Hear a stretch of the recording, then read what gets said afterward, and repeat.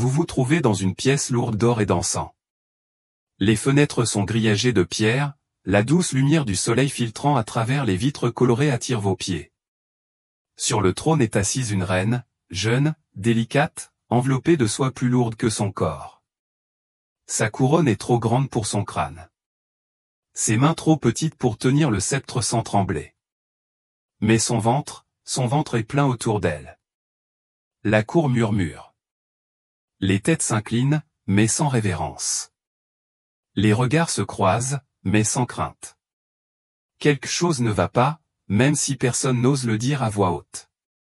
Le prêtre prie pour un air saint. Les sages-femmes mesurent et hochent la tête. Le roi se tient un peu trop loin d'elle.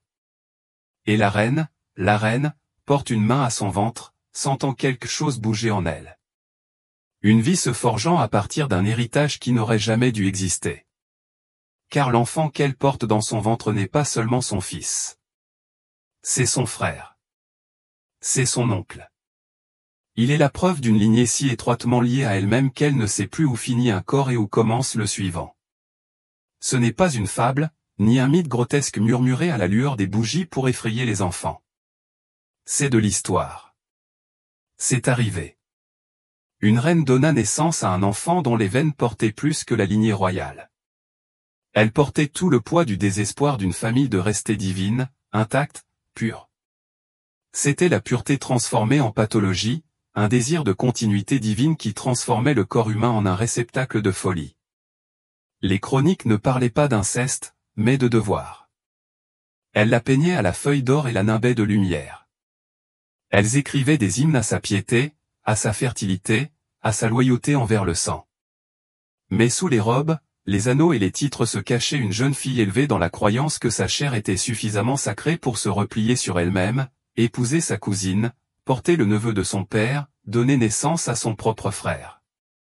Et personne n'a rien fait pour l'arrêter, car lorsque les lignées royales pourrissent, elles le font en silence, dorées, parfumées et louées. Vous avez vu les portraits, les mains délicates, les sourires sereins, un enfant emmailloté de velours et les mensonges. Mais pour comprendre comment on en est arrivé là, jusqu'à ce qu'une reine donne naissance à son propre frère, il faut remonter à l'époque antérieure à la couronne, au mariage, à l'époque antérieure à la déclaration de l'Église, Amen. Retour au moment où cette famille a pris son propre reflet pour la divinité et a commencé à se reproduire avec elle-même. Cela n'a pas commencé avec elle. À sa naissance, la lignée se dévorait déjà, silencieusement, patiemment, comme un serpent se mordant la queue. Pendant des siècles, ils ont appelé cela tradition, piété, stratégie dynastique. Ils ont parlé de la maison élue de Dieu et de la pureté des veines royales. Mais il n'a jamais été question de divinité. Il s'agissait de contrôler, de maintenir le trône au sein de la famille, littéralement, quoi qu'il arrive à la chair. Les oncles épousaient leurs nièces, les cousins leurs cousines. Les sœurs devenaient reines, puis mères, puis grand-mères du même enfant. Il n'était pas rare qu'un homme, en regardant son fils en face, voie son propre frère. Il n'était pas rare qu'une jeune fille appelle le même homme père, cousin et seigneur. La lignée s'enroulait en spirale. Les généalogies se chevauchaient comme des écritures incestueuses, précises, sacrées et grotesques. Les prêtres le permettaient. Les évêques signaient les dispenses. Ils invoquaient l'Ancien Testament, Abraham et Sarah, Lot et ses filles. Ils disaient que le sang royal était différent. Il avait été touché par Dieu. On ne pouvait la diluer dans la paysannerie. Elle devait rester intacte, même si cela impliquait de plier os contre os, moelle contre moelle, esprit contre folie. Ainsi commencèrent les difformités. Discrète au début, une boiterie ici, un bégaiement là, une peau délicate, des poumons fragiles. Mais plus les générations se chevauchaient, plus les corps se trahissaient. Des bébés nés trop petits pour pleurer. Des enfants qui n'ont jamais marché, les yeux trop rapprochés, les mâchoires incapables de se fermer, des esprits qui se sont effondrés avant leur 2e décennie. Mais ils étaient rois, reines, héritiers d'empires. Leurs blessures ont donc été masquées par des fioritures et de la lumière. Les peintres de cour ont adouci les traits. Les historiens louaient leurs expressions pensives et leur détachement éthéré. Personne n'osait dire ce que tout le monde voyait, que leur arbre généalogique n'était pas un arbre. C'était un nœud, une boucle, un nœud coulant. À la naissance de notre reine, les blessures étaient déjà gravées dans ses os. Sa propre mère était la nièce de son père. Son grand-père avait épousé sa cousine germaine. Chaque page de son ascendance se lisait comme un secret cousu sur la peau. On ne lui a jamais demandé si elle souhaitait se marier au sein de la lignée. On lui a dit que c'était son devoir, qu'aimer son sang, c'était aimer son pays, et qu'avoir un enfant portant le même nom des deux côtés de la famille était l'acte le plus sacré qu'une reine puisse accomplir. Elle obéit donc, et ce faisant, elle devint à la fois le produit et la prisonnière d'une lignée qui ne savait plus où elle s'arrêtait.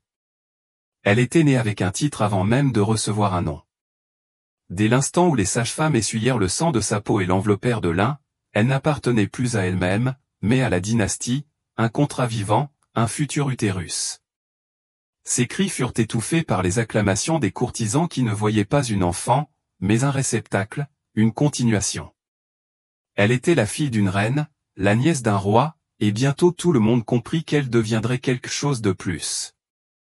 Elle apprit très tôt ce que signifiait son corps, non pas par les mots, mais par la maladie. À travers la façon dont les infirmières ajustaient sa posture, mesuraient son tour de taille, la félicitaient lorsqu'elle ressemblait davantage à son oncle qu'à sa mère. À la cour, elle était exhibée telle une icône. Petite et douce, elle la dominait, son précieux miroir reflétant tout ce que la couronne voulait préserver. Elle était encore une jeune fille lorsque le mariage fut annoncé. Assez âgée pour saigner, disait-il. Assez âgée pour servir. Le marié était plus âgé, beaucoup plus âgé, un homme qui l'avait vu grandir, des langes aux pantoufles, un homme dont le visage la surplombait sur les portraits depuis qu'elle était assez grande pour comprendre la différence entre admiration et possession. Il n'était pas seulement son fiancé. Il était le frère de sa mère, le cousin de son père, son oncle par le sang, par le nom, par les coutumes, et bientôt son mari. Il n'y eut pas de cérémonie de consentement, seulement des signatures, seulement des sacrements. Le mariage fut grandiose, bien sûr, avec des tapisseries dorées, des cœurs tremblants sous les arches de la cathédrale, des nobles drapés de soie qui coûtèrent plus cher que la vie de la plupart des hommes. Mais sous l'or, c'était un plafond, la boucle était bouclée. Elle se tenait à ses côtés, vêtue d'une robe dans laquelle elle pouvait à peine marcher, les mains tremblantes, des gants cousus par une femme qu'elle ne connaissait pas. Lorsque le prêtre lui demanda si elle aimerait, honorerait et obéirait, elle dit oui, car dans son monde, le refus n'était pas une expression, seulement le devoir, seulement le sang. Et ainsi, elle devint une épouse, une nièce, et encore une fille. Il l'embrassa devant la foule, lui serra le menton dans la main comme si elle était de verre. La cour explosa de joie, mais quelque part, juste derrière les hymnes, on pouvait presque entendre les os de leurs ancêtres bouger, se recroqueviller, se replier sur eux-mêmes. La lignée avait de nouveau mangé, et elle était devenue son festin. C'était un mariage signé à l'encre, mais scellé dans la peur.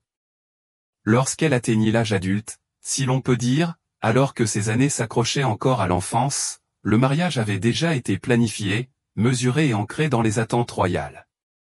La question n'était jamais de savoir si, seulement quand et dans quel délai. Le royaume en avait besoin, disait-il. La cour le disait aussi. Les prêtres étaient d'accord, qualifiant cela de volonté divine. Le sang doit rester avec le sang.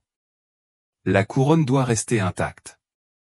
Si elle refusait, si elle bronchait, ce serait une trahison envers le corps qu'elle portait, envers les noms qui coulaient dans ses veines. Son silence était attendu, sa complaisance célébrée. Personne ne lui demandait si elle l'aimait. Comment l'aurait-elle pu?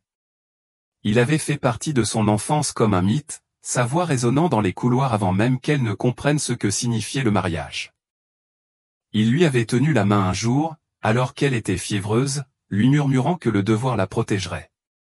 Il l'avait embrassée sur la joue à la mort de sa mère. Il l'avait regardée pleurer avec le même visage qu'il avait lorsqu'il avait demandé sa main. Non pas demandé, mais annoncé. On lui avait dit qu'il l'avait choisie pour sa douceur. parce qu'elle ressemblait à la ligne, parce que ses hanches seraient suffisamment larges, mais tout le monde savait que c'était parce qu'elle était à lui, déjà à lui. Bien avant que les vœux ne soient murmurés sous des dômes éclairés par des bougies. Bien avant que les invités ne dansent dans les couloirs polis de sueur et d'encens. Bien avant que le lit ne soit béni et laissé s'écouler dans l'obscurité. La première nuit fut silencieuse. Il s'approcha d'elle non pas avec tendresse, mais avec révérence, comme si elle était une relique sacrée transmise de génération en génération, enfin à sa disposition. Il la toucha comme s'il la préservait. Mais ce n'était pas le cas. Il la marquait, revendiquant la dernière parcelle de son nom, son enfance, elle-même. Elle ne pleura pas à voix haute. On lui avait appris à supporter la douleur comme les reines tiennent leur chapelet. Silencieusement, fermement, les jointures blanches comme de la craie. Devant la porte, la cour attendait des nouvelles. Un drap taché, une rougeur éclatante, une déclaration confirmant l'union accomplie et la lignée assurée. Dans la pièce, elle gisait immobile aux côtés de l'homme qui l'avait autrefois fait rebondir sur ses genoux, se forgeant désormais un avenir. Le mariage avait toujours été inévitable, et maintenant il était devenu irréversible. Le palais avait changé après le mariage. Il était plus silencieux, plus vigilant. Chaque couloir semblait bordé d'yeux invisibles, mesurant ses pas, son poids, son appétit. Les serviteurs jetaient un coup d'œil à son ventre avant de la saluer. Cortia complimentait l'éclat de ses joues, même lorsqu'elle n'avait pas dormi. Et au repas, la reine ne sollicitait plus la conversation. Que du lait, que du bouillon, que des prières murmurées sur un repas tiède. Car désormais, elle avait un nouveau nom, plus seulement celui d'épouse, plus seulement celui de nièce. Elle était le ventre de la dynastie. Son corps ne lui appartenait plus. Il appartenait à la lignée, à la couronne, au siècle de rois et de reines qui s'étaient donnés à fond pour que ce moment puisse se produire. Elle était devenue un réceptacle, une enceinte pour la continuité royale, et en elle quelque chose avait déjà commencé à grandir. La grossesse fut annoncée avant même qu'elle ne la ressente. Une brume lunaire, un malaise dans le jardin, et soudain les cloches sonnèrent. Le peuple acclama. L'église célébra une messe. Le roi, son oncle, son époux, affichèrent un sourire plus large qu'elle ne l'avait jamais vu. Ce n'était pas de la joie, c'était un triomphe, comme si la lignée avait conquis une fois de plus. Mais intérieurement, c'était différent. La nausée vint d'abord, profonde, océanique, comme si son corps se rejetait. Puis la douleur, la tension dans sa colonne vertébrale, la lourdeur dans ses membres.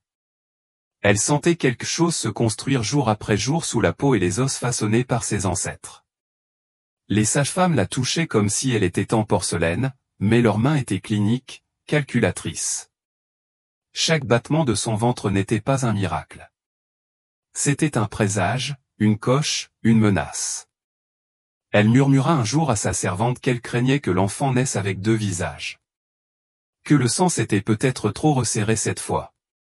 Que cet enfant, fait de frères et de sœurs, de nièces et d'oncles, naîtrait peut-être en hurlant, non pas de douleur, mais sous le poids de sa propre conception. La servante ne dit rien, se contenta de lisser ses couvertures et de détourner le regard. Quand l'élan se fit sentir, elle posa sa main sur son ventre et la sentit se serrer, petite, vive, exigeante. Ce n'était pas un enfant, un héritage, la continuation d'une famille qui croyait son propre sang trop sacré pour être partagé. Elle ferma les yeux et tenta d'imaginer l'avenir, mais elle ne vit que des portraits, des peintures de peau pâle, de longs membres et de yeux vides, des sourires trop parfaits, des visages trop symétriques. Elle se voyait doublée, ainsi que lui et l'enfant qui porterait les deux noms comme une couronne et une malédiction. La dynastie avait planté sa graine, et maintenant elle s'épanouissait en elle. Il était né dans le silence. Non pas le silence de la révérence, mais celui qui fait taire les murs. Celui qui semble lourd, tendu sur la pièce comme un voile que personne n'ose soulever. Le travail avait été long, 20 heures de dents serrées, de prières murmurées derrière de lourdes portes, les cris de la reine étouffés par les plis de son oreiller, afin que personne à l'extérieur n'entende le fracas.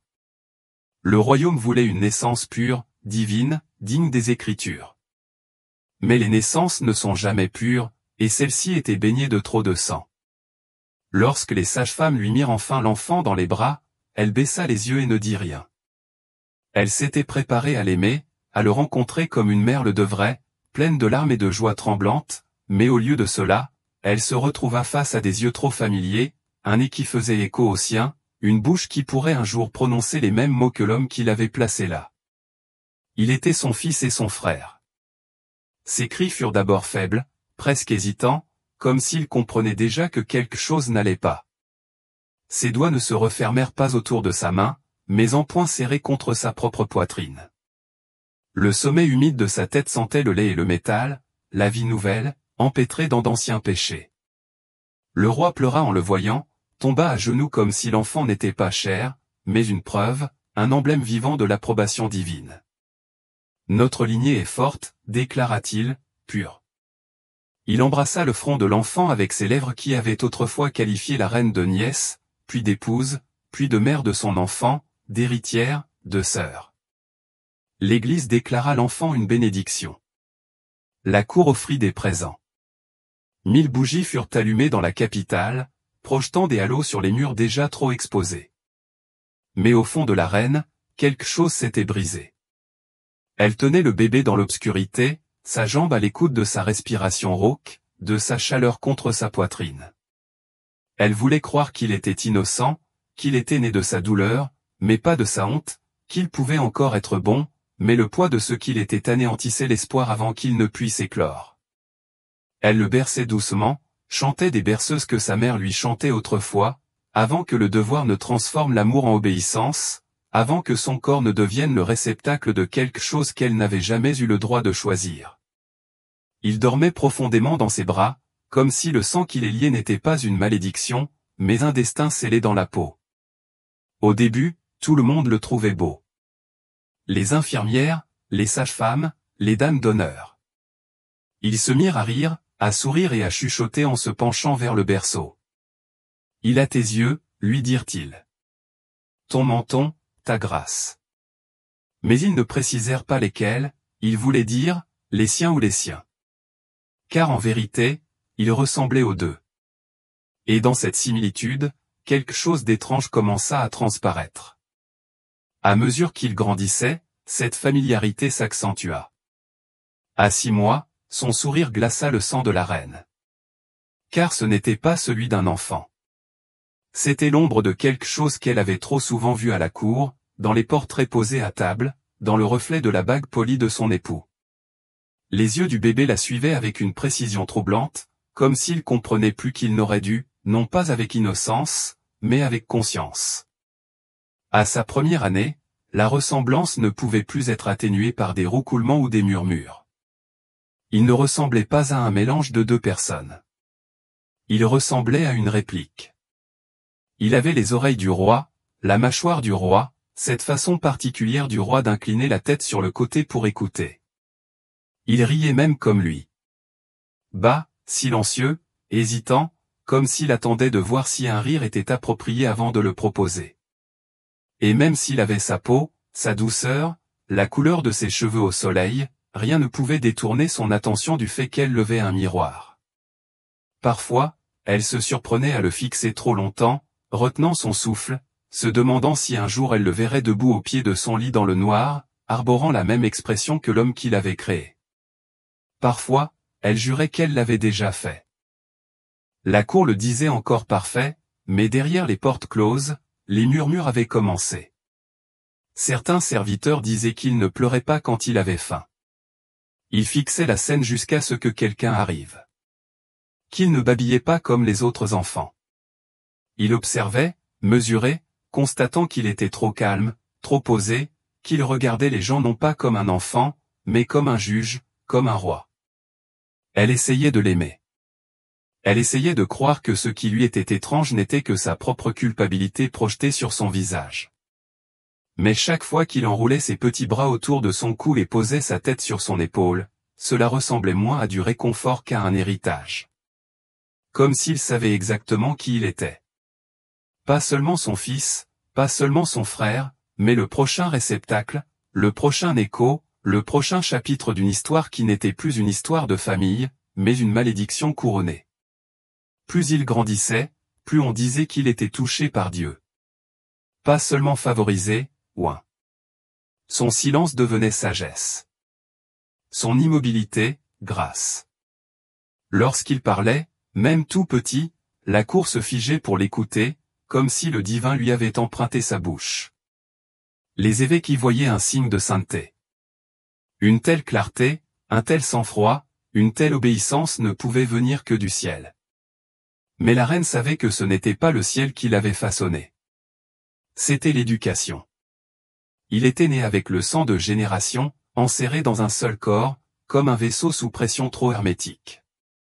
Il se déplaçait dans le palais comme s'il l'avait parcouru dans une autre vie. Il récitait des prières avant de savoir lire complètement. Et lorsqu'il lisait, c'était d'abord les Écritures, puis les lois, puis les archives judiciaires. Il ne demandait jamais de jouets, seulement des rituels. Il ne riait plus. Les gens commençaient à le craindre.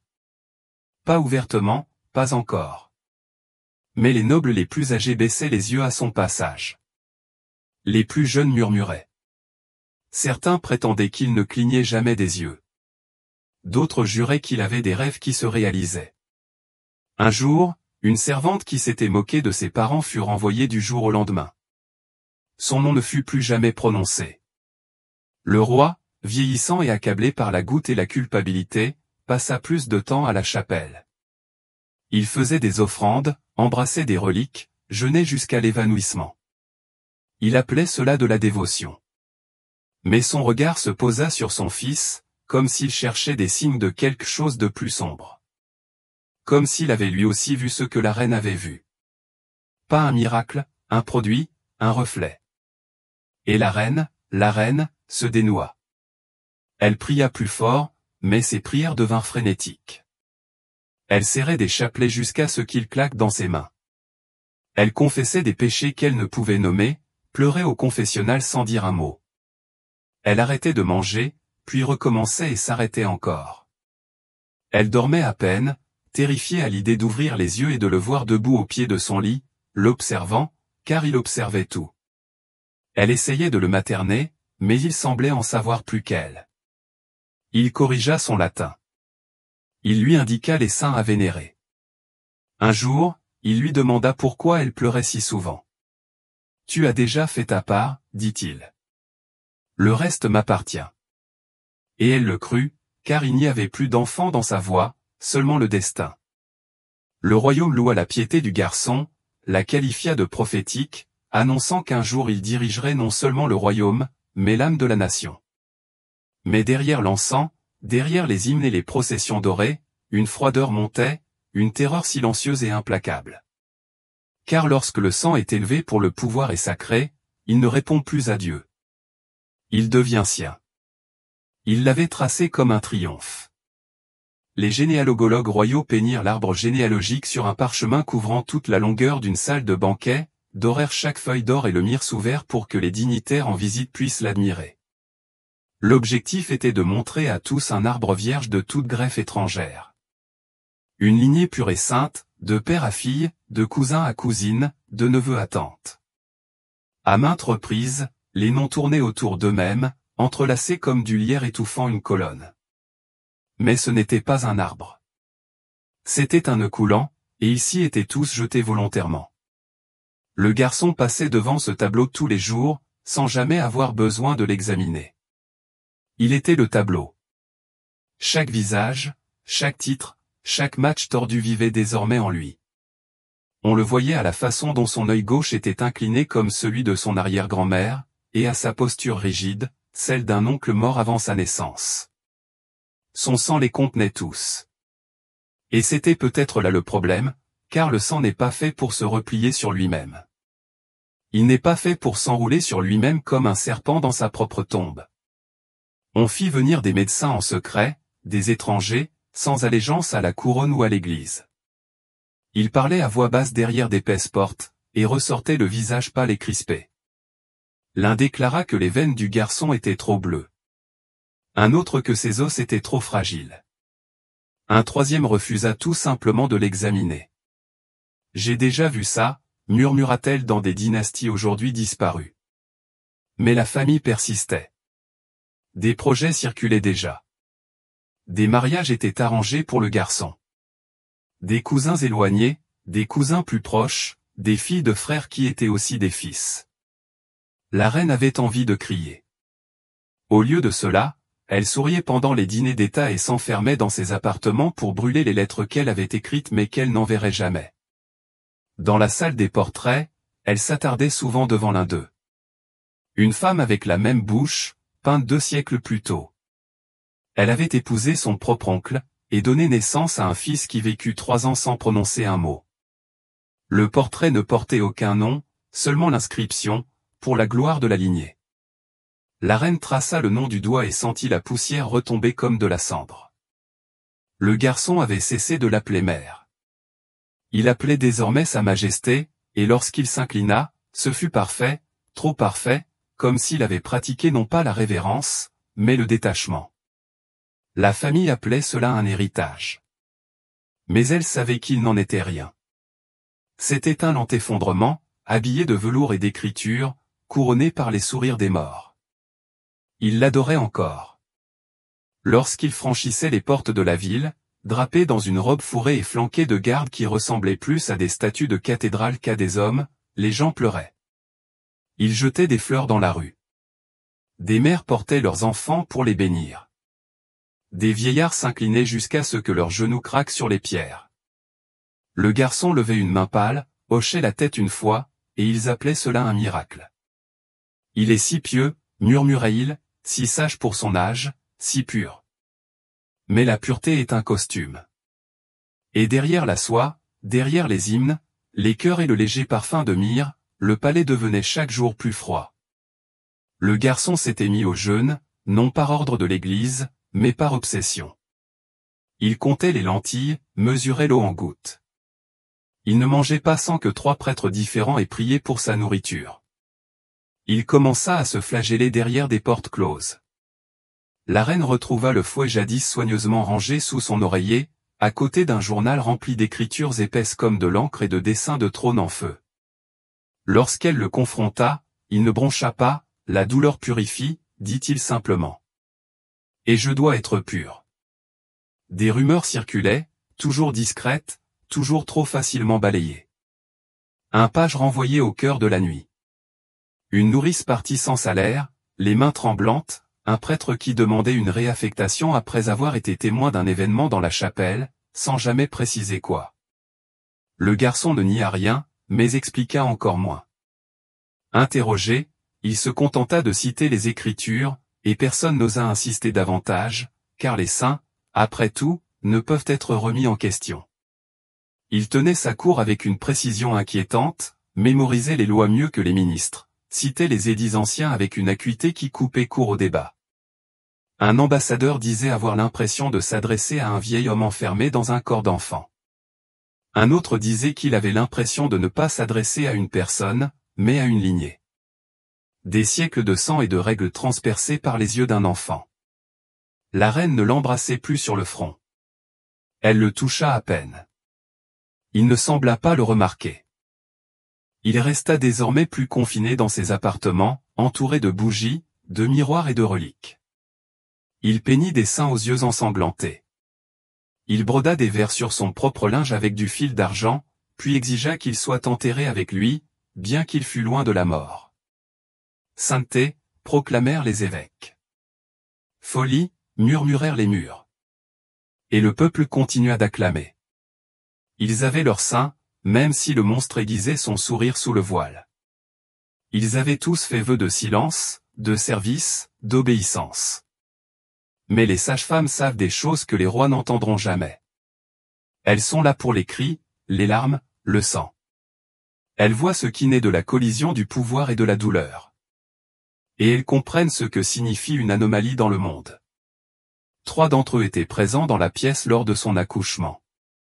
Une seule a vécu jusqu'à un âge avancé. La première était la plus jeune, à peine formée, les mains tremblantes lorsqu'elle a coupé le cordon. C'est elle qui a halté. Non pas à cause d'une malformation de l'enfant, mais parce qu'il était trop immobile, trop silencieux. Pas de gémissements, pas de membres qui s'agitaient, juste de grands yeux ouverts comme des volets dans la tempête. Elle murmura plus tard qu'elle l'avait vu regarder la reine, non pas comme un nouveau-né, mais comme quelqu'un de plus âgé, comme quelqu'un qui la connaissait déjà. Elle mourut 2 mois plus tard en tombant des escaliers du château. La cour conclut à un accident. La reine n'y crut jamais. La deuxième sage-femme, plus âgée, expérimentée et pieuse, ne dit rien à la naissance, mais par la suite, elle refusa de toucher à nouveau l'enfant, de l'emmailloter, de le tenir dans ses bras pendant le sommeil de la reine. Elle fut réaffectée aux cuisines. Des années plus tard, ivre de vin épicé et mourante, elle avoua à une femme de chambre que le pouls du garçon ne correspondait pas à son corps, qu'il battait lentement, avec régularité, comme le cœur d'un adulte qui bat dans la poitrine d'un enfant.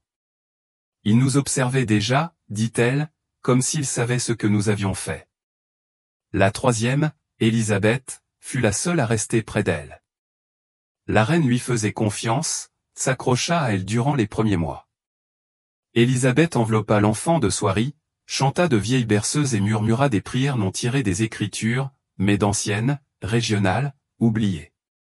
Elle brûla des herbes que le prêtre considérait comme hérétiques. Lorsqu'on lui demanda pourquoi, elle répondit simplement, pour tenir les choses à distance. Finalement, elle fut congédiée. Sans explication, sans cérémonie. La reine pleura en secret en partant, mais ne dit rien. Le silence d'Élisabeth les avait tous protégés. Des années plus tard, Élisabeth écrivit une seule lettre à la reine. Son contenu n'a jamais été consigné, mais la reine l'a conservé plié dans son corsage pendant des années, jusqu'à sa mort. Certains disaient qu'il était vierge. D'autres juraient qu'il ne contenait qu'une seule ligne. Il n'y était jamais question uniquement de l'enfant. Car les sages-femmes connaissent le corps, certes, mais elles savent aussi ce qu'il peut porter. Elles savent quand le sang défie la raison. Quand quelque chose naît sans pleurer, non pas parce qu'il ne le peut pas, mais parce qu'il choisit de ne pas le faire. Ils savent que la naissance n'est pas un commencement, mais l'avènement de quelque chose de très, très prédit. Ils disaient qu'il était l'avenir, le Fils des dieux, l'héritier des siècles, la promesse vivante que la lignée perdurerait. Mais derrière la salle du trône, les rideaux et les proclamations de velours, il y avait un autre enfant, plus petit, plus silencieux, toujours un pas en arrière, le plus radin, né du même ventre, mais jamais destiné à porter la couronne. Son nom était gravé sur moins de pierres, chanté dans moins de prières. Quand l'air s'écoulait, les courtisans s'inclinaient. Quand les autres suivaient, ils le remarquaient à peine, mais lui le remarquait. Il le remarquait toujours. Ils se ressemblaient au début, à tel point que même leur tuteur les confondait. Dans la chambre d'enfants, ils étaient indiscernables dans leur sommeil. Les mêmes joues, les mêmes cils noirs, le même silence étrange. Mais la Houllère gardait le silence comme une arme, le secours le tenait comme un bouclier. La Houllère commandait, le secours écoutait. La Houllère exigeait, le secours s'abstenait. Ils n'étaient pas jumeaux, mais ils auraient tout aussi bien pu être un reflet divisé en deux. Et c'était là tout le problème. Car la reine, en regardant son fils en face, y vit plus d'un garçon. Elle y vit un double, une hantise. L'un portait la couronne, l'autre la culpabilité. Elle commença à les habiller différemment, parlant à l'un en public, et à l'autre seulement en privé. Elle interdisait les miroirs dans leur chambre, prétendant que c'était une superstition, mais tout le monde connaissait la vérité. Lorsqu'ils se tenaient côte à côte, impossible de ne pas le voir. Ils étaient le même garçon. L'un élevé pour gouverner, l'autre pour rappeler. L'air devint plus âpre, plus rigide. Le jeûne s'intensifia. Les punitions qu'il s'inventait devinrent plus élaborées. Il passait des heures à prier. Ses lèvres étaient couvertes de cloques à force de murmurer des psaumes. Mais le pauvre le regardait avec un regard empli d'autre chose. Ni d'envie, ni de peur, mais de pitié. Il essaya de lui parler un jour, dans la chapelle, alors que les bougies s'étaient consumées depuis longtemps et que les vitraux laissaient échapper le clair de lune. « Tu n'es pas obligé de faire ça, dit-il d'une voix à peine haletante. tu as le droit d'être humain. L'air ne tourna pas, ne clignota pas, murmura simplement, je ne suis pas. Après cela, le remplaçant resta silencieux. La cour appelait cela l'équilibre, que chaque dirigeant avait besoin d'un frère pour le tempérer, pour l'ancrer. Mais ce n'était pas l'équilibre. C'était une bifurcation, la division d'une âme en deux corps, l'un pour porter l'héritage, l'autre pour en subir les conséquences. Et finalement, un miroir n'adoucit pas un visage. Cela reflète simplement ce qui est déjà en train de se briser. Elle le ressentait encore parfois, comme une douleur fantôme derrière sa cage thoracique. La façon dont son corps s'était tordu dans l'obéissance, la façon dont son sang s'était épaissi d'attente. La façon dont son ventre avait été traité non pas comme un lieu de vie, mais comme un caveau, un réceptacle sacré pour une dynastie trop sainte pour se mêler au monde extérieur. Il l'avait louée, bien sûr, qualifiée de bienheureuse, d'élue, de divine. Ils avaient déposé des reliques près de son lit et récité des prières à l'aube et au crépuscule. Mais personne n'avait parlé de ce que signifiait véritablement préserver la pureté d'une lignée. Personne n'avait demandé combien de filles étaient devenues épouses, combien de nièces avaient versé leur sang pour des couronnes, combien de reines avaient regardé leurs enfants en face et vu leurs frères, leur père, leur mari. Elle avait porté ce fardeau en silence. Les médecins le savaient. Ils le murmuraient dans les coins. Le nez un peu trop étroit, la mâchoire légèrement désalignée, quelques tremblements occasionnels dans les mains. Rien d'alarmant, disait-il, rien de disqualifiant, mais il l'observait comme on observe une bougie allumée dans une pièce sèche, tendu, respectueux, et effrayé par ce qui pourrait s'enflammer. Les poètes de la cour ont joué leur rôle. Ils ont réécrit l'histoire familiale à l'encre et à l'or, aplanissant les nœuds de l'arbre, dorant chaque boucle générationnelle comme un destin plutôt que comme un désespoir. Les lettres d'amour entre frères et sœurs étaient dépeintes comme des unions divines. Les mornais étaient qualifiés de murmures venus du ciel. La folie était rebaptisée mysticisme. Mais dans l'obscurité, la reine savait ce que cela lui coûtait. Elle l'avait d'abord ressenti dans ses os, bien avant que la cour ne le remarque, un creux, une distension articulaire qui ne guérissait jamais, un tremblement qu'elle dissimulait sous des gants de soie. Et maintenant, elle voyait les mêmes signes chez lui, la façon dont sa colonne vertébrale se courbait quand il pensait que personne ne le regardait. Sa façon de marquer une pause avant de se lever, comme s'il se préparait à une douleur qu'il ne pouvait nommer.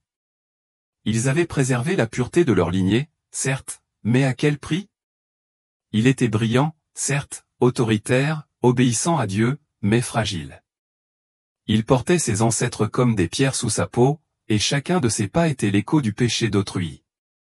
Elle se demandait parfois ce qu'il serait devenu s'il avait pu naître d'étrangers, de parents qui n'étaient pas aussi cousins, d'un nom qui ne portait pas à parts égales le poids de la sainteté et de la corruption. Mais la pureté n'avait pas sa place. Seulement pour les héritiers. Et le prix était déjà payé, encore, en silence, dans les creux des yeux de rois trop bien informés. On disait que le trône avait été sculpté dans un chêne qui se trouvait autrefois dans la forêt sacrée, béni par les prêtres, poli à l'huile, gravé de prières en langue morte. Mais ce n'était que la version qu'il racontait au public. La version qu'ont laissé réciter les écoliers lors des cérémonies. Celle gravée au dos des pièces de monnaie. En vérité, le trône n'était pas fait de chêne. Il était fait de silence. Pas celui paisible qui règne dans une pièce silencieuse, mais celui, oppressant et lové, qui attend derrière les portes et sous le plancher. Chaque clou de ce trône était chargé d'un secret. Chaque panneau était verni de non-dits, d'affaires cachées, de maladies renommées, de naissances mal datées, de morts volées à disparaître entre le crépuscule et l'aube. Ce n'était pas un siège de pouvoir. C'était un monument dédié au déni. Et le garçon, proche de l'âge adulte, couronné d'un poids plus lourd que l'or, était assis à son sommet comme s'il allait l'engloutir. Il connaissait certains secrets, pas tous. Personne ne les connaissait jamais tous. C'était la première règle de la royauté. On n'en apprenait jamais trop. Mais il en avait suffisamment appris. Il savait que le mariage de sa mère n'avait jamais été volontaire, que son voile de couronnement avait été cousu alors qu'elle était encore enfant, ses prières écrites pour un avenir déjà tracé par le sang et le devoir. Il savait que l'homme présenté comme son père n'avait pas été le seul à partager son lit. Certains noms avaient été effacés des registres non par erreur, mais pour des raisons de survie. Il savait que l'union la plus célébrée de la famille, sa propre conception, avait été un acte politique, déguisé en soie nuptiale et sanctifié par le mot amour, au point que même les prêtres grimaçaient en le prononçant. Il savait aussi ce qu'étaient devenus ceux qui parlaient trop, les serviteurs renvoyés, les ministres réaffectés, un cousin exilé après avoir écrit un poème comparant la lignée royale à un fleuve qui se nourrit lui-même. Ce cousin avait été vu pour la dernière fois embarquant sur un navire en pleine tempête et n'arrivant jamais. Il apprit donc à parler avec prudence, à revêtir son visage comme une armure, à prier non pas avec foi mais avec calcul. Le trône n'exigeait pas l'honnêteté. Il exigeait le silence. Mais dans ses moments privés, seul dans ses appartements, entouré de reliques fanées et de rideaux raidis par la cire, il murmurait parfois les choses qu'il ne pouvait pas dire à voix haute dans le miroir, dans les os de ses doigts, dans les creux résonnants d'un corps et non pas de l'amour mais de l'obligation. Il s'assit sur ce trône non par désir, mais parce que personne n'avait jamais osé lui demander ce qu'il désirait. Tout commença avant même qu'il puisse parler. La chambre d'enfant, une chambre creuse nichée au cœur du palais, était drapée d'un velours si épais qu'il étouffait même les pas des nourrices. Les fenêtres étaient d'étroites fentes, plus décoratives que lumineuses. Et les jouets, seins sculptés à la main, hochets dorés, livres miniatures remplis de parchemins vierges, avaient été choisis non pour le jeu, mais pour leur symbolique. Rien de trop fort, rien de trop aigu, rien qui invite au chaos. Le silence n'était pas absent dans cette pièce. C'était un commandement. Les infirmières obéissaient. Elles murmuraient, s'inclinaient jusque devant le berceau et se signaient chaque fois qu'elles le soulevaient. Une infirmière fut renvoyée pour avoir chanté trop doucement, une autre pour avoir ri. À 3 ans, ces berceuses se composaient de chants mesurés et du doux bruissement d'un chapelet. Il pleurait peu, non pas par contentement, mais parce qu'il avait vite compris que personne ne répondait. Lorsqu'il gémissait, la pièce devenait plus froide.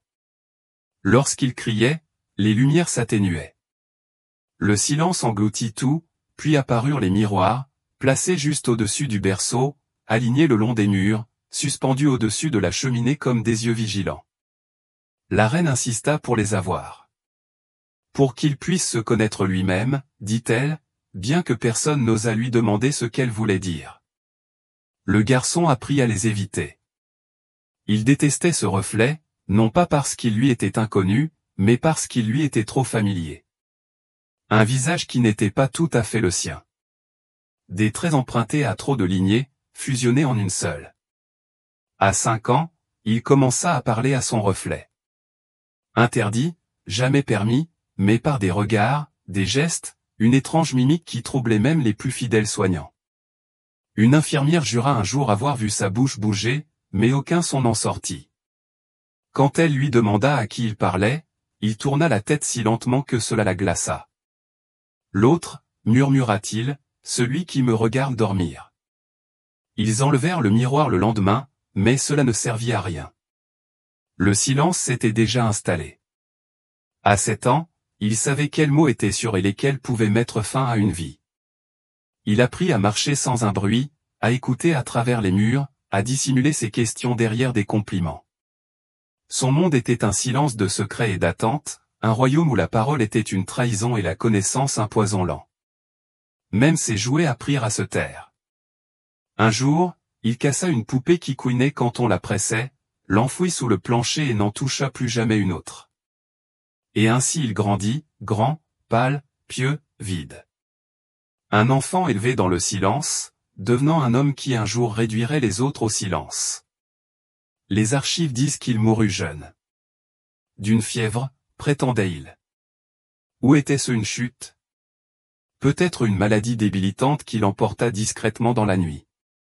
La ligne officielle changeait selon les décennies, les monarques, l'humeur de la cour.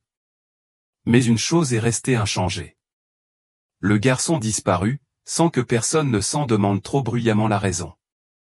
Il avait toujours été une présence inconfortable, un enfant né au plus profond de la chambre royale, où les titres s'estompaient et où les liens du sang se nouaient en nœuds trop serrés pour être démêlés. Il était à la fois héritier et symptôme, un monument vivant de l'obsession de pureté de la dynastie. Et chaque fois qu'il entrait dans une pièce, les courtisans jetaient des regards de côté, s'inclinaient un peu trop tard, évitaient de croiser son regard. Il lui ressemblait trop. La reine, sa mère, sa sœur, sa tante, l'avaient autrefois bercé avec une dévotion qui confinait au désespoir. Elle ne laissait personne le toucher. Elle insistait pour le nourrir elle-même, chantant pour lui d'une voix tremblante sous le poids de la culpabilité et du devoir. Mais à mesure qu'il grandissait et ressemblait plus qu'à un enfant, ses mains devinrent plus froides. Elle tressaillit à son contact. Elle cessa de le regarder dans les yeux. Il avait 10 ans lorsqu'il lui demanda franchement, « Suis-je une erreur ?» Et elle, bouleversée, répondit simplement, « Tu es ce qu'il fallait. » Après cela, quelque chose changea. On le voyait moins souvent. Les repas lui étaient livrés dans ses appartements, les domestiques renvoyés, son nom avait disparu des correspondants du palais. Aux rares occasions où un visiteur s'enquérait de lui, la reine souriait avec un calme acquis et répondait, « Il se repose. » Mais le repos se transforma en disparition. Le personnel murmurait, « Bien sûr. » Certains disaient qu'il avait été envoyé dans un monastère, un lieu paisible dans les montagnes, où la noblesse malformée était retranchée sous le sceau du silence. D'autres croyaient qu'il errait encore la nuit dans le palais, invisible, tel un fantôme incarné, maintenu en vie par culpabilité ou superstition. Quelques-uns prétendaient l'avoir vu, plus grand maintenant, maladif, le regard lointain, marmonnant pour lui-même le langage des saints et des pécheurs, mais aucun corps n'était jamais montré. Aucune tombe n'était jamais marquée. La reine portait brièvement le noir du matin, mais pas assez longtemps pour convaincre quiconque qu'elle avait bel et bien enterré un fils. Et à sa mort, beaucoup espéraient que les secrets disparaîtraient avec elle. Ce ne fut pas le cas. Des années plus tard, lors d'une rénovation de la chapelle royale, une chambre secrète fut découverte derrière un mur en ruine. À l'intérieur, une chaise d'enfant, une armoire verrouillée et un miroir isolé enveloppé d'un tissu. Le tissu était humide d'une substance inexplicable. Personne n'ouvrit le cabinet, officiellement, mais les ouvriers qui le trouvèrent ne revinrent jamais au palais. Et pourtant, la lignée royale continuait, intacte, muette, immaculée seulement de nom. Mais quelque part derrière sa splendeur, un fils frère attendait qu'on se souvienne de lui, qu'on le craigne ou qu'on lui pardonne. Le garçon ne souriait jamais sur les tableaux, non pas qu'on ne le lui ait pas demandé, mais parce qu'il ne le pouvait pas. Ses lèvres étaient dessinées dans la douce courbe de la sémence, le silence sacré qui accompagnait le sang royal. Chaque coup de pinceau le rendait non pas tel qu'il était, mais tel qu'il était censé être, saint, digne, immaculé, un miracle de la lignée, preuve que la lignée ne s'était pas brisée, même si ses racines se tordaient en une forme grotesque sous la terre. Les portraits furent commandés avant même qu'ils ne puissent parler. Des artistes furent convoqués dans des cours étrangères, choisis non pour leur honnêteté, mais pour leur obéissance. On leur donna des croquis d'ancêtres à imiter. Son menton devait refléter celui de ses grands-pères. Ses yeux devaient faire écho au fondateur de la dynastie.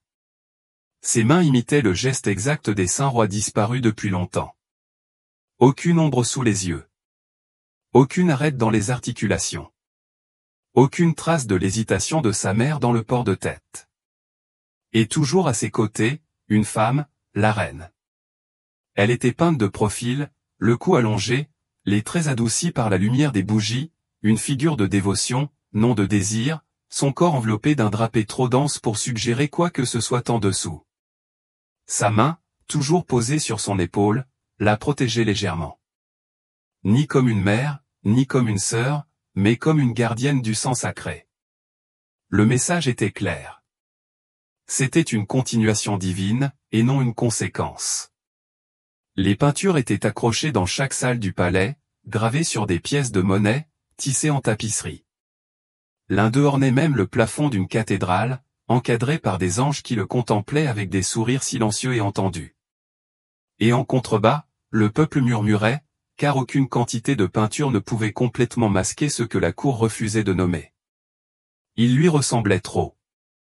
Même en peinture et en or, il était un miroir, et les miroirs se brisent. Le garçon, en vieillissant, en vint à détester ces portraits. Il s'arrêtait et les contemplait, non pas avec fierté, mais avec confusion. Il ne se voyait pas. Il vit une idée enveloppée de soie et de vernis, figée dans une pose qu'il ne se souvenait pas avoir tenue. Une fois seul dans le couloir ouest, il lança un chandelier sur l'un d'eux. Le verre se brisa. La reine le fit remplacer au matin, mais la fissure réapparut le lendemain.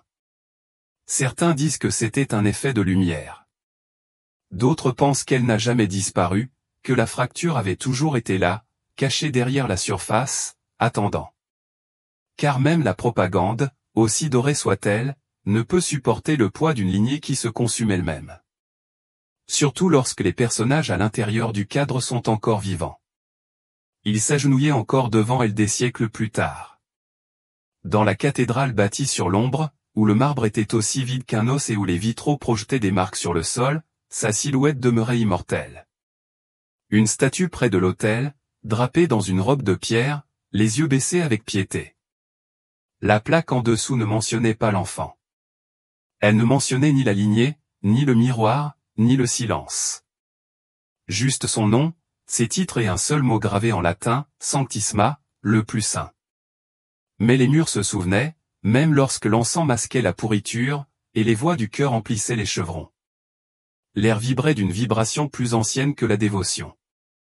Cette vibration s'accrochait au coin de la cathédrale, près des fonts baptismaux où son frère avait été autrefois recueilli et béni, près du confessionnal où aucun prêtre n'osait poser les vraies questions à la reine. Car ce n'était pas seulement un lieu de culte, c'était un caveau. C'est ici que la vérité avait été enterrée, un hymne à la foi, où les archivistes royaux venaient la nuit modifier les actes de naissance et les sceller derrière des portes en fer. Là où les sages-femmes allumaient autrefois des bougies pour les enfants nés de sœurs de rois et jamais revus, où les émissaires papaux avaient béni des lignées qu'ils savaient erronées, puis gardaient le silence au nom de la paix. Et au-dessous de tout cela, la crypte. La reine y reposait dans un tombeau plus élaboré que celui de la plupart des monarques avant elle. Des anges sculptés pleuraient au-dessus de son nom. Un chapelet d'or enveloppait ses mains squelettiques, mais son fils ne fut pas enterré à ses côtés. Pas officiellement. Son nom ne figurait nulle part dans les registres des décès. Aucune messe n'y fut célébrée. Aucune tombe n'était marquée. Pourtant, certains prétendaient avoir entendu 2 cercueils descendre cette nuit-là. Les murmures commencèrent peu après. D'abord parmi le personnel de nettoyage, des murmures concernant des pas là où il ne devrait pas y en avoir. Des bougies s'allumaient après avoir été éteintes. Des reflets dans les fonts baptismaux clignotaient. Puis, parmi le clergé, un jeune diacre remarqua un jour que la statue de la reine avait légèrement incliné la tête vers la crypte pendant ses prières. Il quitta la prêtrise une semaine plus tard. Les murmures dans la cathédrale se transformèrent en rumeurs, et les rumeurs en silence, car ceux qui tentaient de creuser plus profondément se retrouvaient devant des portes closes ou, pire encore, devant de nouvelles nominations dans des provinces lointaines. La cathédrale devint un sanctuaire non pas de réponse, mais d'oubli. Pourtant, chaque dimanche, les fidèles passaient sous le regard de pierre de la reine, et quelque part dans les hautes coupoles, au-dessus de l'encens et de la musique, les murmures subsistaient, rappelant que dans la maison des saints, même les fantômes savent s'agenouiller. Il pensait que son corps avait donné tout ce qu'il pouvait après la naissance de son fils, son frère. Derrière des paravents, les médecins murmuraient que la reine était fragile, épuisée, et qu'elle avait peu de chances de concevoir à nouveau. Ils disaient que son utérus avait suffisamment souffert, que la lignée avait été préservée, même imparfaitement. Elle portait son noir du matin plus longtemps que la tradition ne l'exigeait, non pas pour un décès, mais pour la part d'elle-même qu'elle croyait épuisée. Mais le pouvoir ne s'abandonne pas si facilement, et une femme qui avait autrefois passé des dynasties autour d'elle, silencieuse, n'acceptait pas la finalité de la biologie. Elle se créa donc un second utérus, non pas de chair, mais d'influence, de promesses, de garçons nés de cousins et de courtisans, façonnés par décret plutôt que par lignage. Elle recommença à fréquenter les crèches, cette fois avec des gants. Elle inspecta les enfants des branches inférieures de la famille royale, notant ceux qui avaient le menton bien penché et le regard calme. On choisit les plus calmes, les plus observateurs, ceux qui ne posaient des questions qu'après y avoir réfléchi à 2 fois. Ils furent transférés dans de nouvelles ailes du palais, plus près de ses appartements. Elle appelait cela du tutorat, de la protection, une préparation au service. Mais tout le monde savait ce que cela signifiait. Ce n'étaient pas des élèves. C'étaient des remplaçants, des candidats au trône promis à un enfant qui n'apparaissait plus sur les portraits. Elle commanda alors de nouveaux portraits, avec ses garçons à ses côtés, chacun assis plus bas qu'elle, les mains jointes avec soin, l'air absent. Aucun ne fut jamais désigné comme héritier, mais chaque trait de pinceau laissait transparaître le sens de son nom. Un garçon né de sa nièce ressemblait tellement au fils défunt de la reine que certains le prirent pour un fantôme. La ressemblance était troublante, jusqu'à la tache de rousseur sur sa tempe. Il était gardé au plus près, vêtu des mêmes soieries que la reine avait autrefois commandées pour son propre enfant. À ses 10 ans, elle le fit rebaptiser, non pas sous un nouveau nom, mais en silence. Son ancien nom ne fut plus jamais prononcé. Il redevint le même garçon que le premier. La cour commença à murmurer que la reine ne choisissait peut-être pas d'héritier, mais revivait quelque chose, tentant de le réécrire, de le réparer, cherchant peut-être l'absolution par substitution. Mais aucun enfant, aussi soigneusement sélectionné, dressé et posé soit-il, ne pouvait effacer les traces du passé. On raconte qu'une nuit, elle s'est glissée dans la chambre d'enfant pendant que le garçon choisi dormait, s'est assise près de son lit, l'a regardé respirer et a pleuré. Non pas parce qu'il lui rappelait le premier, mais parce que ce n'était pas le cas. Cela ne s'est pas produit d'un coup. La fin d'une dynastie est rare. Elle commence comme une fine fissure dans le marbre. Imperceptible, inoffensive, indéniable. Mais chaque année, chaque mensonge, chaque mariage entre cousins l'aggrave, jusqu'au jour où la statue se brise. La reine vieillit, mais sans grâce. Son calme autrefois vénéré se figea en silence. Sa voix, autrefois douce et précise, prit le tremblement de quelqu'un qui tente de retenir sans vérité entre ses dents. Elle cessa d'assister au baptême. Elle écartait les peintres. Elle portait les couleurs du matin, même au printemps. Son regard ne cherchait plus l'avenir, seulement les reflets. Le garçon qu'elle avait choisi, son second fils, tout sauf par le sang, s'impatientait. Quelque chose en lui s'éveillait, qui ne correspondait pas à la chorégraphie de la cour. Il s'enquit de sa mère, de sa vraie mère, de la raison de son changement de nom, de la raison pour laquelle les portraits du premier fils de la reine avaient été brûlés, laissant des traces derrière les cadres. Il traversa les salles du palais et pressa la main contre la pierre comme si elle pouvait parler. Et elle le fit à sa manière. Des fissures au plafond, de l'humidité derrière les tapisseries. Des souris nichaient dans les planchers des pièces autrefois scellées d'or. La lignée pourrissait de l'intérieur. Et pourtant, la reine retenait son souffle, son règne, son silence, jusqu'à ce que la fièvre s'abatte, non pas sur elle, mais sur le garçon, celui-là même qui, disait-on, avait pris la première. Seulement, cette fois, les médecins de la cour étaient trop lents, ou peut-être trop effrayés. La reine les fit attendre devant sa chambre pendant 3 nuits, affirmant que cela passerait, qu'il était fort et qu'il avait du sang royal. Mais à l'aube, sa peau était pâle, son souffle rauque et ses draps tachés d'une couleur plus sombre que la maladie. À sa mort, aucune cloche ne sonna, pas de funérailles nationales. Son nom, déjà oublié, ne fut plus jamais prononcé. La reine s'enferma pendant 13 jours. À sa sortie, ses cheveux étaient blancs. Ce n'était pas seulement le chagrin. C'était la certitude qu'il n'y aurait pas de 3e utérus, pas de nouveau garçon, plus de portrait. La lignée s'était si étroitement enroulée sur elle-même qu'elle s'était étouffée. Et dans cet effondrement final, ce qu'ils avaient tant cherché à préserver du sacré avait disparu. Les prêtres continuaient de prier. Les courtisans continuaient de s'incliner.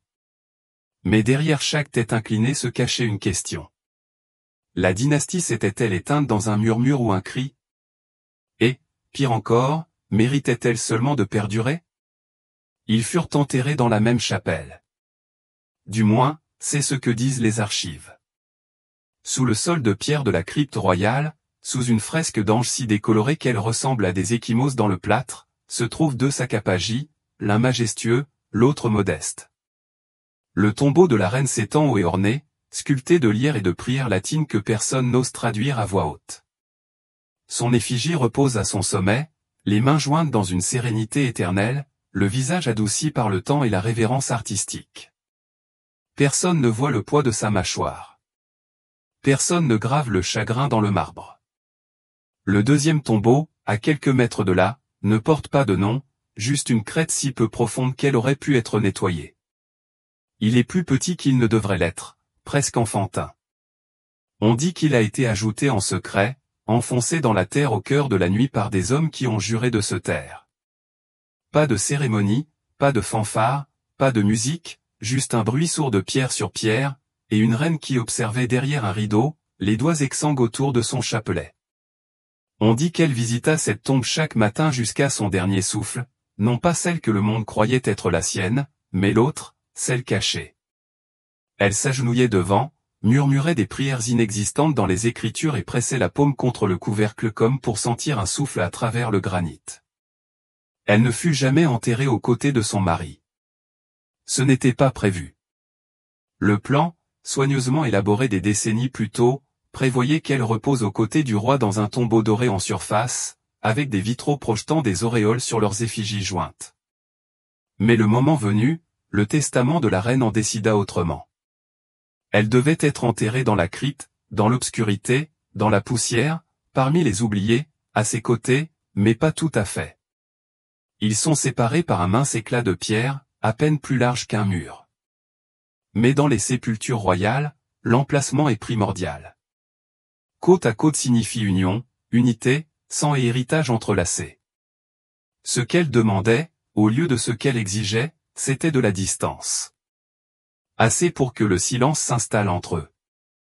Assez pour dire sans le dire que quelque chose n'allait pas. Que l'amour qu'elle lui portait avait un prix, qu'il n'était pas pur, qu'il n'était pas propre, qu'en essayant de préserver leur lignée, elle avait brisé quelque chose de sacré en elle. Des visiteurs viennent de temps en temps, la plupart ignorant ce qu'ils voient. Ils s'arrêtent devant sa tombe, allument des bougies, prennent des photos, admirent les anges. Mais quelques-uns remarquent la seconde tombe, anonyme, sans ornement, et se demandent qui pourrait être assez important pour reposer aux côtés d'une reine, et pourtant assez oublié pour être enterré comme s'il n'avait jamais existé. Son nom est gravé dans les pierres de l'histoire, doré dans les livres, peint dans les portraits, murmuré dans les musées, où son image plane, immobile, posée, intouchable. On se souvient d'elle comme d'une monarque, d'une réformatrice, d'une femme d'équilibre et de force. Son nom orne les salles et les institutions. Sa lignée est étudiée par des érudits qui remontent les veines des dynasties comme s'ils décodaient les écritures sacrées. Mais le nom de l'enfant a disparu, non pas effacé, car cela aurait exigé que quelqu'un reconnaisse sa présence. Au contraire, il n'a jamais été gravé dans les registres officiels. Son acte de naissance a été discrètement réenregistré sous un nom différent. Sa date de baptême a été modifiée pour correspondre à celle d'un autre cousin, décédé jeune. Ses tuteurs ont été réaffectés, ses portraits détruits, ses jouets rassemblés en silence. Une à une, les pièces ont été repeintes et les souvenirs effacés. Et bientôt, ce fut comme s'il n'avait plus jamais respiré. Seul le nom de la reine subsistait. Et d'une certaine manière, c'était le plan. Les dynasties survivent grâce au récit, et la sienne était soigneusement construite. Une noble reine qui régna malgré les épreuves. Une femme dont le ventre était un don au royaume. Personne ne s'est demandé pourquoi son unique enfant avait disparu des annales. Ceux qui se souvenaient de lui, âgés, retraités, sont morts. La génération suivante n'a vu que ce qui restait. Une femme couronnée de chagrin, son héritage intact. Mais toutes les vérités ne pourrissent pas en silence. Certaines subsistent dans les pauses entre les phrases, dans les visages des statues légèrement détournées de la lumière, dans des portraits qui semblent trop symétriques. Dans les arbres généalogiques qui sautent de manière suspecte d'un cousin à l'autre, sautant une génération que personne ne mentionne. Dans la légère hésitation d'un guide de musée lorsqu'un enfant demande « La reine a-t-elle eu des enfants ?» Une hésitation, puis une réponse apprise, aucun héritier survivant. C'est la formulation « survivre ». Elle admet un passé, mais ne le confirme jamais. Ainsi, l'histoire s'enroule autour d'elle. Elle devient l'héroïne de sa propre histoire. La reine qui régnait seule, symbole du sacrifice, de la force, la femme dont le nom a survécu aux guerres, aux épidémies, à la ruine du palais d'où elle régnait autrefois. Mais lorsque la crypte est silencieuse et que l'air est lourd de poussière et de prière, quelque chose de plus ancien que le souvenir persiste. Ni un fantôme, ni une malédiction, juste une question. À quoi ressemblerait l'histoire si elle avait aussi enregistré son nom? Si l'enfant n'avait pas été caché derrière les voiles de la honte, s'il avait grandi, vécu, régné. Au lieu de cela, un seul nom survit, le sien, et ce nom porte tout ce qu'elle a enterré avec lui. Il n'était pas gravé dans le marbre. Il ne rayonnait pas de divinité. Il ne se mouvait pas avec la grâce d'une déesse ni la puissance d'une reine mythique. Le corps qui portait une dynastie était mou, fatigué, marqué par des cicatrices qu'aucune couturière ne pouvait réparer. Sa beauté ne résidait pas dans son élégance, mais dans son fardeau, qu'il portait en silence décennie après décennie, tandis que le palais murmurait sa gloire tout en exigeant de la chair. Il la peignait telle une sainte, drapée de velours, couronnée de lumière, les mains délicatement croisées sur son ventre, comme si elle portait le poids d'un avenir qu'elle avait déjà offert. Mais sous les couches, sous les corsets, sous les robes de cérémonie taillées pour dissimuler ce que le temps avait changé, se cachait une femme transformée en un vaisseau. Un corps déchiré par l'accouchement, recousu par des médecins qui le considéraient comme sacré, mais le traitaient comme un parchemin. Une femme qui avait saigné, pleuré, serré les dents, tandis que d'autres choisissaient des noms pour des enfants qu'ils élèveraient de loin. Une femme qui ne pouvait dire non, car dire non équivaudrait à briser la colonne vertébrale de la Bible familiale. On lui avait dit autrefois que son corps était sacré, que sa lignée était plus proche de celle de Dieu que de celle des hommes. Il la préservait donc pure, non seulement par le rituel, mais aussi par le sang. Chaque mariage, chaque conception, chaque héritier resserrait l'étau, et son corps était la corde.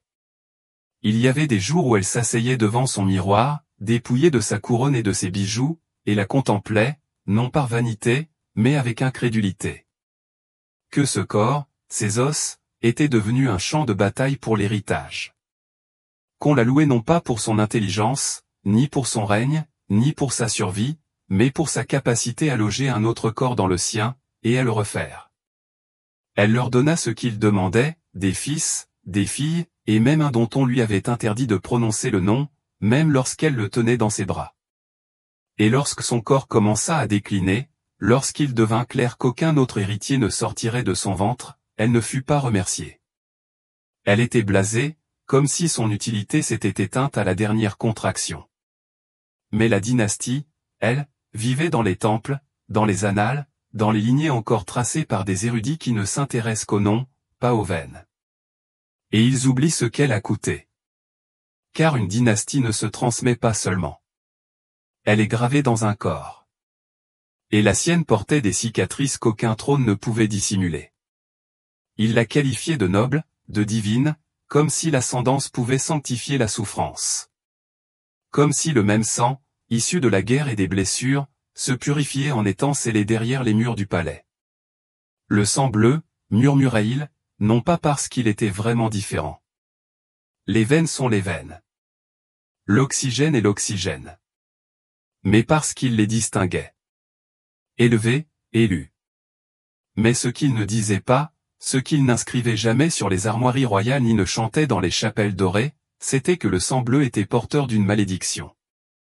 La malédiction des options de plus en plus rares, des mariages non par amour, ni même par alliance, mais par lignée, des fils devenus maris, des nièces devenues mères, des arbres qui se repliaient sur eux-mêmes, s'étranglant à chaque génération. La reine était née sous ce poids. Sa lignée était louée à chaque banquet, citée comme preuve de la faveur divine. Mais derrière ces louanges se cachait la peur. Peur de la dilution, peur du défaut, peur que, quelque part, des générations de parenté étroite aient créé une tare que personne ne voulait admettre. Elle l'avait vue jeune, chez un cousin qui ne parlait jamais, chez un oncle dont le regard ne se fixait jamais vraiment. Dans des portraits où les membres étaient plus longs qu'ils ne l'étaient, dans des murmures de domestiques vite réduits au silence. Et pourtant, quand son tour de se marier arriva, on lui dit de ne pas chercher plus loin que sa propre famille, car le sang devait rester pur. Mais le sang bleu, gardé trop propre, se fige. Il n'est pas fait pour l'oxygène. Il ne traverse pas les océans et ne bâtit pas d'empire. Il se replie sur lui-même. Il porte le poids de la répétition, des secrets transmis comme des héritages, des mots qu'ils appelaient châtiments divins, mais qui n'étaient guère plus que des chromosomes s'entrechoquant dans un désastre au ralenti. Son propre enfant en portait la marque. Il ne pleurait pas comme les autres enfants, ne rampait pas, ne parlait pas comme on l'attendait. Il tressaillait à la lumière. Ses os guérissaient lentement. Et même si les médecins de la cour l'enveloppaient de tout le langage du mystère divin, elle le savait. Elle le savait parce qu'elle l'avait déjà vu dans le miroir, dans l'arbre généalogique, dans la chambre d'écho d'un sang noble qui n'avait plus où aller. Elle le tenait toujours, l'aimait, le trouvait beau, car dire le contraire serait se damner. Et ce fut la cruauté ultime de la malédiction. On pouvait la voir venir génération après génération et pourtant, on n'avait aucun pouvoir pour l'arrêter, car le trône l'exigeait, la cour l'attendait. Dieu, disait-on, l'avait ordonné. Et ainsi, le sang resta bleu, même s'il devint noir. Vous vous trouvez maintenant à la fin de son histoire, mais pas à sa conclusion. Parce que les histoires comme la sienne ne s'arrêtent pas, elles résonnent. Dans les couloirs des palais transformés en musées. À travers des portraits trop droits, trop parfaits. À travers des lignées qui subissent encore les conséquences des choix faits il y a des siècles par des gens qui se prenaient pour des dieux couronnés. On se souvient d'elle non pas pour la vérité, mais pour l'illusion qu'elle a défendue en mourant. Une reine de grâce, de force d'âme, d'héritage divin. Mais vous savez maintenant ce qui était enfoui sous le marbre. Vous savez que son héritage était cousu de silence. Que son plus fidèle sujet était la honte. Que la dynastie qu'elle tenait sur des bras tremblants exigeait plus que la loyauté, plus que la foi.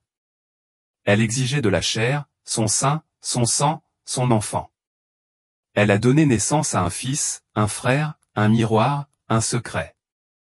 Et pourtant, elle portait la couronne.